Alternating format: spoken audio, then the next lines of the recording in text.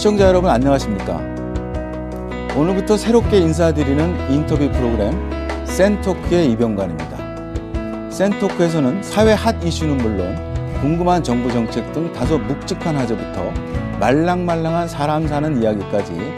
내용과 형식에 구애받지 않고 있는 그대로를 가감없이 진솔하게 보여드리려 합니다. 센토크 첫 손님으로 좀 특별한 분을 모셨습니다. 요즘 새로운 투자 수단으로 각광받는 게 있죠.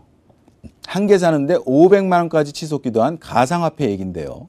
이 가상화폐 시장이 커질 것으로 보고 과감히 가상화폐 거래소 시장에 뛰어든 일본 사람이 있습니다. 바로 청년기업가 오다 겐키 비트포인트 대표입니다. 오늘 이 자리에 나와 계신데요. 오다 겐키 씨는 일본 가상화폐 3대 거래소의 하나를 운영하고 있습니다. 가상화폐가 뭔지, 이게 투자해도 되는 건지, 앞으로 어떻게 될 건지 한번 얘기 나눠보겠습니다. 글로벌 금융위기 직후인 2009년, 무제한 양적 완화를 비판하는 목소리가 높아지면서 인플레이션을 일으키지 않는 대안화폐를 주목하기 시작했다. 그 중심에는 가상화폐의 일종인 비트코인이 있었다. 비트코인은 암호화된 코드 형태의 가상화폐로 블록체인이라는 기술을 통해 은행 같은 중앙기관 없이 개인끼리 거래하는 게 특징이다. 지난 4월 일본에서는 비트코인을 합법적인 결제 수단으로 인정하는 법안을 통과시키면서 가상화폐 광풍이 더욱 탄력을 갖게 됐다. 이런 흐름에 발빠르게 대응해 나가고 있는 일본의 젊은 리더, 그 주인공을 만나본다. 시장의 니즈를 한 발 앞서 구현하는 사업의 귀재, 가상화폐 거래소 비트포인트 오다 겐키 대표. 어린 시절 경영학 교수였던 아버지와 주변 지인들의 영향으로 기업과 경영이란 단어는 친밀한 것이었다. 그리고 대학 초기 첫 발을 디딘 창업으로 이제는 가상화폐 시장에 주목받는 사업가가 된 오다 대표. 2011년 동일본 대지진을 계기로 기업 살리기에도 몰두하게 된다. 이때 만난 파산 직전의 회사가 바로 비트포인트의 모회사 리믹스포인트다. 리믹스포인트는 법률 개정과 규제 완화의 영역에 투자 개발하는 기업으로 발돋움한다. 최근 업계에서 두드러진 활약을 보이고 있는 가상화폐 거래소 비트포인트 또한 같은 인식에서 출발했는데 어디보다 안전한 가상화폐 교환소를 추구하는 비트포인트. 금융상품 거래업자 못지않은 관리 감시 보안 시스템을 갖추고 있다. 이제 투자를 넘어 일상에서도 가상화폐 결제가 가능하도록 각 업계와 협의 중이다. 이미 저가항공사 피치 에비에이션과의 업무 제휴로 피치사 항공권은 가상화폐로 살 수 있고 편의점 결제는 연내에 도입될 예정이다. 일본을 대표하는 가상화폐 거래소 비트포인트. 홍콩, 상하이, 대만, 그리고 우리나라 등에서도 사업 전개를 추진하고 있는 리믹스포인트. 새로운 화폐 시대를 열어가겠다는 오다 겐키 대표. 가상화폐의 최적의 투자법은 무엇이고 가상화폐의 미래 가치는 어디까지인지 그 모든 것을 파헤친다.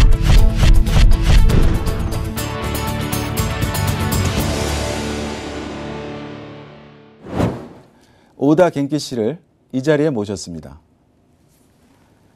안녕하세요. 안녕하세요.僕は小田元気と言います。よろしくお願いします。 자, 한국은 정말 가상화폐 투자 열기가 뜨겁습니다. 하루 거래 대금이 3조 원에 육박할 정도로 어떤 때 어떤 날은 코스닥 거래 대금을 앞지르기도 했는데요. 자, 일본도 지금 가상화폐 투자가 굉장히 뜨겁다고 들었습니다. 지금 설립하고 계신 지금 대표를 맡고 계신 비트포인트가 어떤 회사고 그리고 간단하게 본인 소개 부탁드립니다. わかりました。ビットポイントの代表をやっている小田元気と言います。よろしくお願いします。ビットポイントはですね、日本で展開している仮想通貨交換所です。で、今日本でもビットコインの取引量がすごい増えている状況でして、正式に日本政府がビットコインをですね、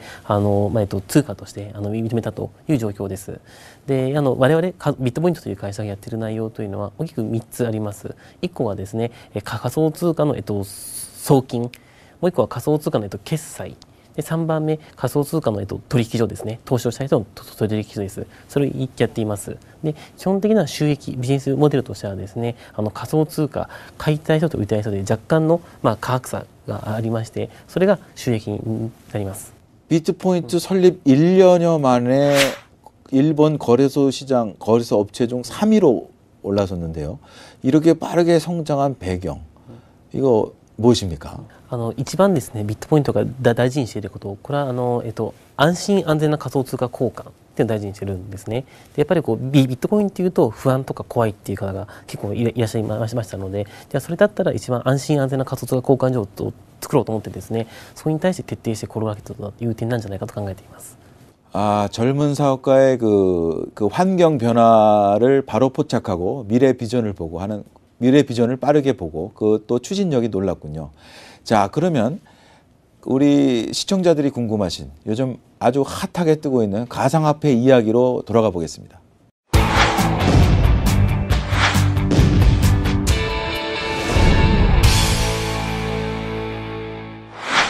자, 이 워낙 그 가상화폐라는 게 완전히 새로운 개념이라서 투자자들이나 아직 이제 처음 들어보신 분도 계실 거라고 생각이 되는데 이 가상화폐가 도대체 뭔지 좀 그냥 간결하게 좀 설명해 주시겠습니까? はい、仮想通貨というのはですね、暗号通貨と言われているものでして、ブロックチェーンのテクノロジー、これをですね、活用して作られた通貨です。で簡単に言うとですね、これまで一般の通貨というのは、中央集権的な管理でやっていました。なので、その今までの金融機関とかっていうのは中央サーバーに情報が管理されていて、これがハッキングされないように高い費用をかけて、メンテナンスをしていたんですけども、ビットコインブロックチェーンというのはいろんな人が情報を分散して管理している関係で、なかなかハッキングされないと、そういう特徴を持っている通貨です。なので、そういった点でですね、ビットコインをはじめとしたブロックチェーンというのは、これから新しいあり方の通貨価値なんじゃないかと言われています。なので、これまでですね、銀行とかっていうのは中央サーバーの運用保守メンテナンスにお金をかけていたので、銀行とか証券会社とか結構高い手数料をかかっていたんですけども、ブロックチェーンの場合っていうのはそういった費用がかからないので、そう安いコストでお金を送ったりとか決済をしたりとか、そういうことができるというのが特徴だと考えています。그 가상화폐 하면 개념도 생소하지만 또 채굴을 한다고 합니다. 저희가 보통 뭐 금광에 가서 금이나 은을 채굴, 구리를 채굴한다는 얘기를 들어봤어도 이 화폐를 채굴한다는 게 참 굉장히 생소한데요. 이 채굴한다는 의미가 뭐고, 그리고 가상화폐 중에 그 잘 나가는 지금 비트코인은 2030년이면 고갈된다고 하는데 채굴이 그에 대해서 어떻게 생각하시는지 좀 여쭤보겠습니다. 採掘っていうのはこれマイニングと言われていまして、でマイニングっていうのはですね、簡単に言うとビットコインのメンテナンスなんですね。はい、でビットコインというのはですね、10分間単位で情報が管理されていってるんですけれども、そのメンテナンスを初めにやった人に対してマイニング報酬という形で報酬が支払われます。大体今中国の方を中心にしてですね、サーバーとかそういうので運用管理をしてマイニングというのがされています。で今あともう一点ご質問があったですね、2030年にビットコインがマイニング終わってしまうんじゃないかという話なんですけれども、これに関してはですね、正確には確か2140年ぐらいというのが正確なところでして、で一方ではマイニングが終わってもですね、違った通貨、例えばビットコインキャッシュみたいな通貨がですねできることによって、そういった通貨によってまたビットコインのブロックチェーンのメンテナンス運用保守がされていくというふうに考えています。 자, 그러면 이 가상화폐에 대해서 각국 정부가 좀 어떻게 대응하고 있는지 궁금합니다. 한국은 아예 지금 가상화폐라는 것에 대해서 어떻게 규정할지도 정하지 못한 상황입니다. 그렇지만 일본에서는 제가 이것을 법정 통화로 인정했다고 들었습니다. 그 일본이 지금 이 일본 정부가 이 가상화폐를 어떻게 보고 있는지, 그리고 주요국들은 어떻게 보고 있는지 말씀해 주시겠습니까? まずですね、日本では今年の4月から改正資金決済法という法律が施行されました。でこのことによってですね、ビットコインをはじめとした仮想通貨が正式に通貨として認められるようになりました。実際にこれがそういう法律ができたことによってですね、これまではそのビットコインっていうのがある意味犯罪収益に使われる可能性もあったんですけれども、必ず使う人がどういう人かという本人確認ですね、これが必要になりました。で、あとどこに送ったのかという履歴も全部残るようになりまして、なのでその仮想通貨が、犯罪収益に使われる可能性というのがだいぶこれでなくなりました。で、それとあと我々ビットポイントもそうなんですけれども、その仮想通貨を扱う会社がですね、仮想通貨交換業として正式に金融庁の管轄となってですね、で、ちゃんとした運営をやっていない会社は仮想通貨交換やっちゃいけないという話のルールが成功されています。で、個人的にはですね、この流れっていうのはすごい大事なことかと思ってまして、で、ただもう一律に仮想通貨は禁止とするんじゃなくて、これはいいよと、これはダメだよという形で明確なそのルールができることっていうのは大事なことかと思っています。지금 화폐라고 하면 일단은 교환 가치가 있어야 됩니다. 즉 단순히 투자 수익을 내는 것도 굉장히 중요한 부분이지만 우리가 어떤 물건이나 서비스를 받을 수 있는 어떤 돈의 그걸 바로 사용 가치라고 표현할 수 있는데요. 그런 것들이 일본에서는 가능해지고 있습니까? 日本ではですね、今だんだんと使われ始めたという状況です。で、例えば日本の大きな家電量販店でビッグカメラという量販店があるんですけれども、そこでですね、今そこの全店舗で使うようになっています。で、これからですね、おそらく1年間か2年間の間でコンビニエンスストアで使えるようになったりとか、そういう形でどんどんビットコインが使える店っていうのが増えてくるんじゃないかなと思っています。그럼 비트포인트는 그런 돈이 여러 가지 물건이나 서비스를 사는 데 있어서 비트포인트의 지금 계획은 뭐 추진하고 있는 게 있습니까? そうですね。うちの方もですね、そのビットコインの決済に関してもサービスを開始しております。で、一個ですね、そういう大きな提携が我々もできまして、航空会社のですね、ピーチアビエーションという航空会社、この業務提携ができました。で、このピーチとの提携は大きく3つ提携内容があります。で、1点目がですね、ピーチの航空券買うのにビットコイン決済をするという点です。で、2番目、これがですね、今、ピーチが年間で500万人から600万人お客さんを運んでるんですけども、その全会員にビットコインのウォレット、ビットコインのお財布でですね、これを無料でうちが提供します。で、あと3番目、ピーチは日本では沖縄、北海道、仙台、関西、大阪でですね、ここで飛行機を飛ばしてるんですけども、それぞれの地域でビットコインが使えるお店、それが土産物屋だったり、宿泊ホテルだったり、レストランだったりするんですけども、それをピーチが開拓してくれます。で、こういった提携をすることによってですね、我々とピーチがしたいことっていうのがビットコインしか利用しない旅、ビットコインだけ持っていればもうどこでも両方ができちゃうよみたいな、そういうようなことをどんどん実現していきたいなと考えています。일본 정부는 새로운 개념의 가상화폐에 대해서 관련 법도 만들고 발빠르게 일본 정부가 시장을 민간과 함께 형성하고 있군요.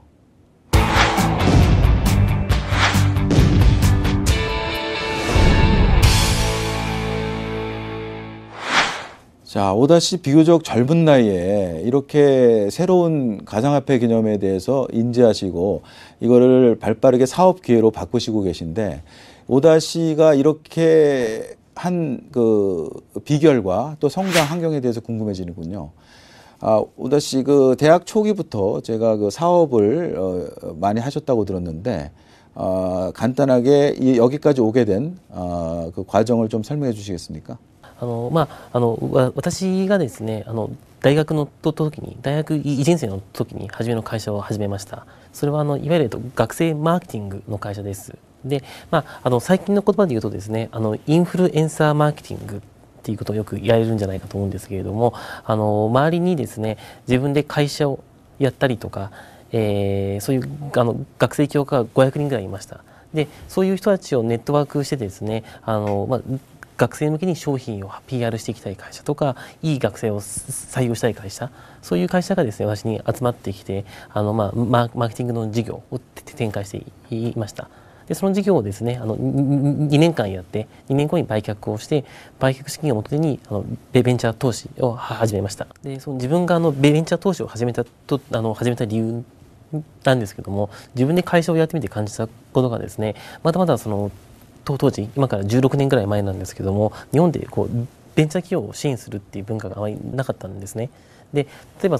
ベンチャーキャピタルがあったんですけども、ベンチャーキャピタルもですね投資をする条件として3期分の決算書、持ってこないと投資しないっていうスタンスだったんですよ。でも結構私自身もそうだったんですけども、これからベンチャーを立ち上げる方っていうのがその3期分の決算書すらない状況、そういう人に対する支援が全く受けない環境でした。でそれだったらそういうこれから会社を作るっていう人に対してもお金を投資していったらそういう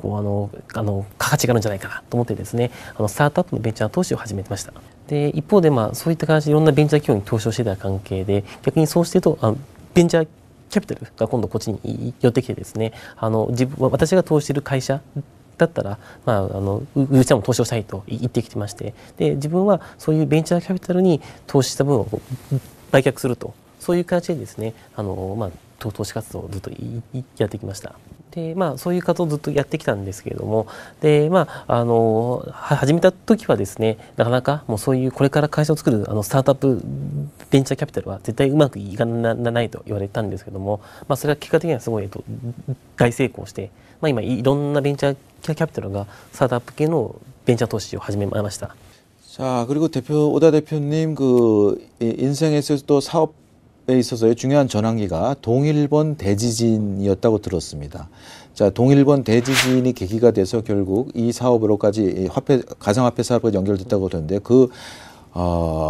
얘기를 좀 해주시겠습니까? ずっとですね私はベンチャー支援とかベンチャー投資をやってきたんですけれども、東日本大震災、ここがすごい大きな転換期になりました。でいうのもですね東日本大震災によって結構私の周りの会社経営者が、会社がうまくいかなくなったりとか、自己破産をしたりとかそういう人が増えたんですね。でそういう人に対して日本ってすごい風当たりが、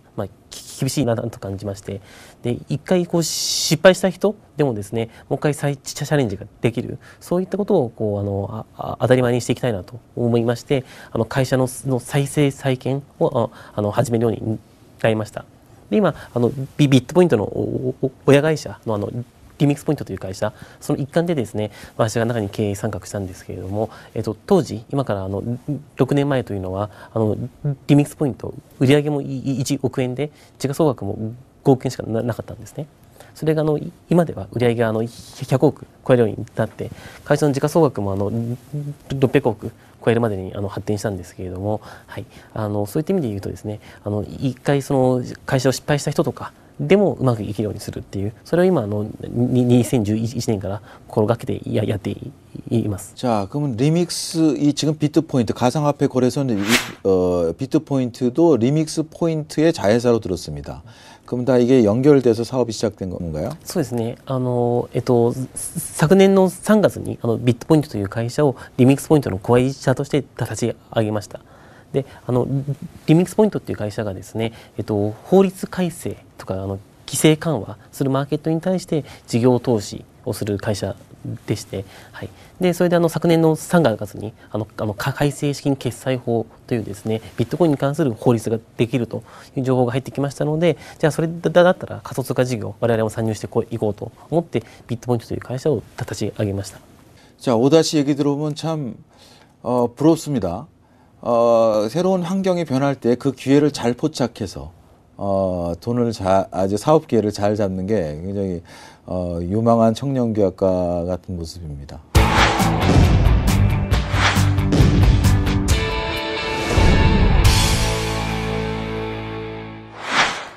가상화폐 얘기를 좀 더 해보겠습니다. 지금 너무 많이 올랐지 않습니까? 비트코인이 한 개당 500만 원까지 치솟게 됐는데요. 이게 더 오르는 겁니까? 아니면은 이게 좀 내릴 수도 있는 겁니까? 앞으로 그 전망을 어떻게 보지? 그 근거가 뭔지 좀 말씀해 주십시오. わかりました。この直近でもですね、仮想通貨の価格上がったり下がったりしています。で、個人的な考えなんですけれども、おそらくですね、この年末に向けてまた価格が上がっていくんじゃないかと思っています。で、大体イメージなんですけども、日本円でして言うと60万円なんで、韓国ウォンにして言うと600万ウォンまでいくんじゃないかと思っています。で、それがどうしてそう思うかっていうとですね、今仮想通貨、特にビットコインに関して言うと、取引量の約 40% が日本人なんですね。で、これからですね、日本の方で言うと、証券会社とか FX 会社がですね、仮想通貨の市場に参入してこようとしています。で、これが大体10月ぐらいからなんじゃないかと考えていまして、そこからですね、また新しく仮想通貨を買う人が増えてくるので、必然的に買いが増えると価格が上がると、そういうですね、市場原理から価格は上がるんじゃないかなと考えています。で、あともう一点すごい大事なことがですね、ビットコイン、今、大体ビットコインというのは1ビットコインから買う必要はないんですね。大体0.0001ビットコインからも買えますので、そういった意味で言うと、大体400ウォンから500ウォンぐらいから買えます。なので、そういった意味で言うと、多分、コーヒーを買うよりもですね、安い価格から始めることができますので、ビットコインまでやったことない人に関しても買うチャンスってあるんじゃないかなと思っています。자, 궁금한 게 있습니다. 지금 미국도 뭐 중국도 가상화폐 거래소가 다 있지 않습니까? 그럼 비트코인 가격이 거래소마다 다른 겁니까? 실시간으로 똑같이 전 세계가 움직이는 겁니까? 비트코인 가격이. そういった意味で言うとですね、取引所によって違います。で、例えば日本でも今十数社取引所があるんですけども、日本の取引所の価格も若干違います。で、それがですね、日本と海外、では日本と韓国、韓国とアメリカとヨーロッパ、それぞれ若干違いがあります。で、これがどうしてその価格が変わってくるかという点なんですけれども、ビットコインをはじめとする仮想通貨、このプライス価格っていうものは需要と供給によって変わります。仮想通貨のプライス価格というのは需要と供給によって変わってきます。なので買いたい人が増えれば上がるし、売りたい人が増えれば下がるという市場原理です。なので国によってですね、高い国、安い国というのが出てきます。でも一方でですね、どっかの国が安くなったらここから買って他で売ろうという動きが出てきますので、なので価格差っていうのはだんだんと縮まっていきます。 자, 그러면 일본 내 거래소에서도 비트코인 가격이 다릅니까? そうですね。日本でもですね、例えばうちと違う取引所で若干の価格差があることがありまして、結構うちを利用する方でも多いのがですね、うちで買ってでうちからビットコインを他の取引所に送ってここで売ると、そういうような取引をしている方もいらっしゃいます。で、こういったですね、プライスの違いっていうのは、もっともっとビットコインの取引所が増えていたらだんだんとなくなってくるとは思うんですけれども、今はそういうような取引方法っていうのも使えています。 지금 기존의 달러와 엔, 한국의 원화, 이것은 정부가 철저하게 발행량을 조절하고 관리하고 인플레를 맞추고 하는데, 이 가상화폐는 발행 주체가 불분명하고, 그리고 발행량이라는 것이 이미 고정값으로 정해져 있고, 그래서 이것이 화폐가 될 것인가 라고 의문점을 갖는 분들이 많습니다. 지난달에 비트코인 캐시라는 또 가상화폐가 탄생했어요. 그 가상화폐가, 새로운 가상화폐 결정은 누가 하고 어떻게 하는지, 이런 것들이 불투명하지 않습니까? 이거는 어떻게 투자자들이 갸우뚱하는 부분입니다. 어떻게 이해해야 합니까? まずですね、ビットコインとかそういった仮想通貨と、あと通常のウォン、ドル、円といった法定通貨、この一番の違いっていうのはですね、何が信用の原資なのかという点だと思っています。で、どういうことかっていうとですね、ウォンとかっていうのは、政府、韓国政府が信用できるから、その通貨の価格だと思っています。で、一方で仮想通貨に関してはですね、国ではなくてプログラムの信用性、安定性、これがですね、信用の原資になっています。で、例えば国によってはですね、もう自分の国は信用できないよとか、そういう国もあると思います。そういう国からすると、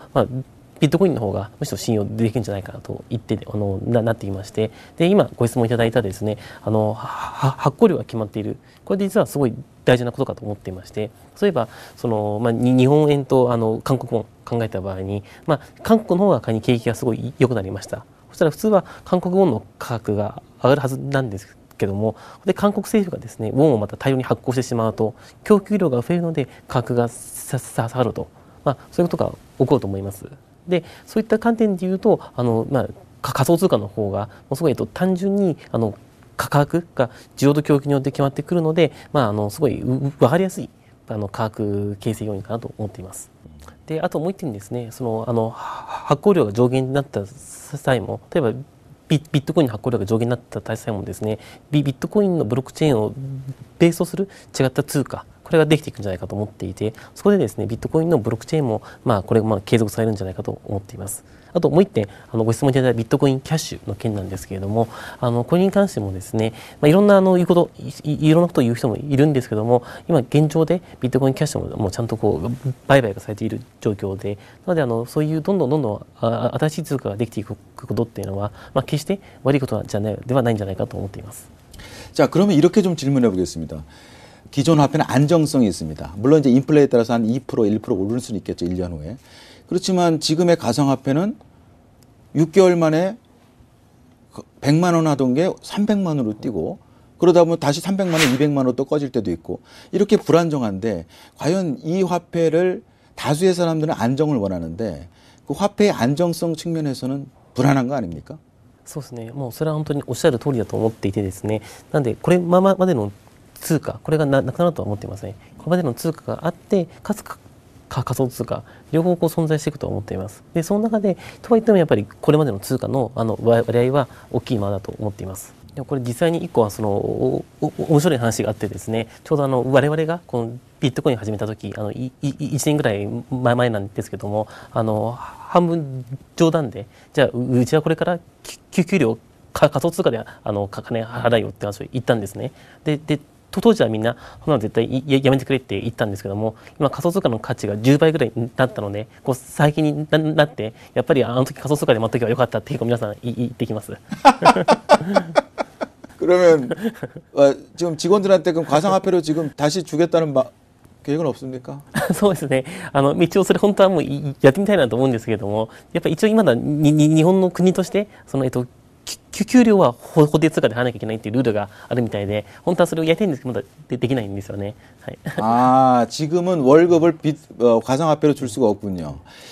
저는 이게 궁금합니다. 앞으로 이것이 굉장히 그 가상화폐가 대중화가 되면 정부의 제일 조립 근간이 그 세금, 어떤 세금을 걷어야 되는 부분이 생기는데, 앞으로 정부가 이 가상화폐에 대해서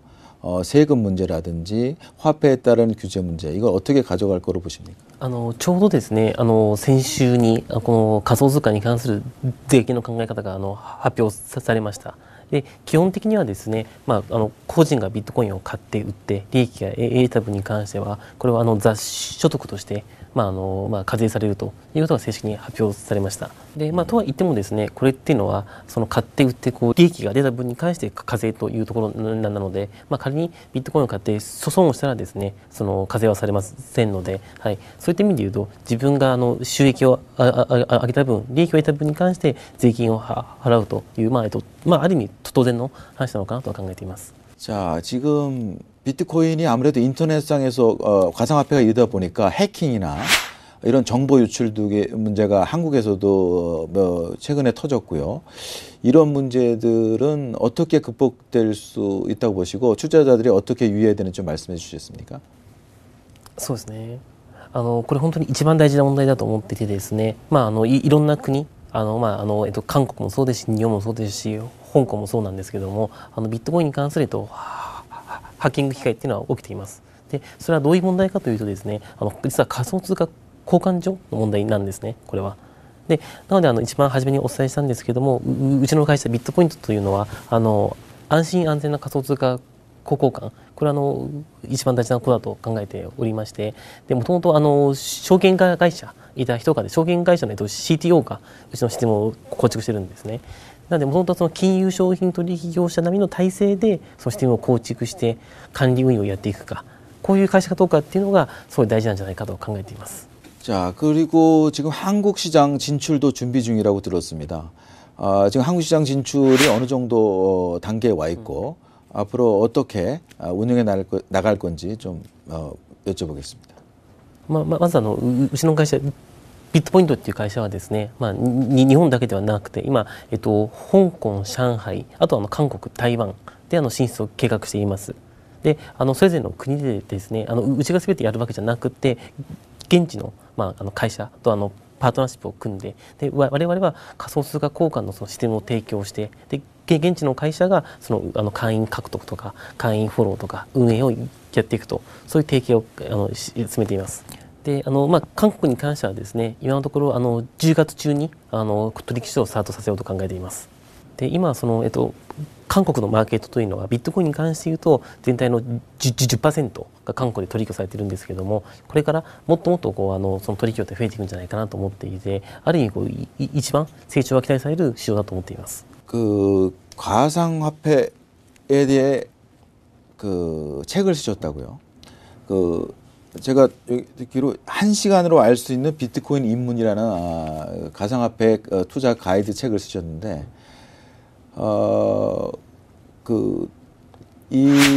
오늘 한국 투자자들에게 짧게 비트코인을 이제 시작하는 사람도 좋고요. 아니면 비트코인 하고 있는 사람들한테 어떤 조언을 좀 해주시겠습니까? そうですね。仮想通貨まだ多分大半の方っていうのは仮想通貨投資やったことがない人だと思います。でとは言ってもですね仮想通貨投資というのは本当にもう小さい金額からやることができるので、一番大事なことっていうのは、まず一回自分でやってみること、そうなんじゃないかなと思っています。で大体ビットコインの投資というのはもう一番小さい単位で400ウォンからスタートできますので、そういった意味で言うとですねまず実際に口座を開設して仮想通貨を買ったり売ったりやってみること、そこが大事なんじゃないかと考えています。 자, 이 가상화폐 시장이 어떻게 투자 시장에서 그리고 어떻게 성장해 나가고 정부와 어떤 관계를 맺어 나갈지 참 주목되는 부분입니다. 자, 오늘 귀한 시간 내주신 오다 겐키 대표님 감사합니다. 감사합니다. 자산이냐 화폐냐, 투기냐 아니냐. 저명한 투자가 워런 버핏은 가상화폐는 사기다라고까지 했는데요. 가상화폐를 놓고 논란이 있는 것은 사실입니다. 그러나 분명한 것은 인터넷의 발달을 기반으로 민간이 자유롭게 거래하는 완전히 새로운 화폐 시장이 형성되고 있고 우리는 인류 역사상 가보지 않은 길을 가고 있다는 것입니다. 역사적으로 완전히 새로운 아이디어나 개념적 변화가 생길 때 기존의 제도권 반응은 비슷한 패턴을 반복합니다. 무시하다가 그러다가 규제에 나서고 그리고 점점 더 커지면 새 시장이 커지면 어떻게 제도권을 편입시킬지 고민합니다. 한국 정부는 이제 등에 떠밀려서 이제 막 가상화폐에 대해 규제에 나서는 단계로 보입니다. 정부는 한 발 더 나아가 시대적 추세를 나몰라라지 말고 이른바 가상화폐를 어떻게 규정하고 어떤 방식으로 법적 테두리를 만들어 양지로 끌어들일지 본격적으로 고민할 때입니다. 시청자 여러분, 가상화폐 투자 어떻게 보십니까? 늘 그렇듯 판단은 우리와 여러분의 몫입니다. 센토크 첫 시간 어떠셨나 모르겠습니다. 다음 이 시간도 기대해 주시고요. 시청해 주신 여러분 고맙습니다.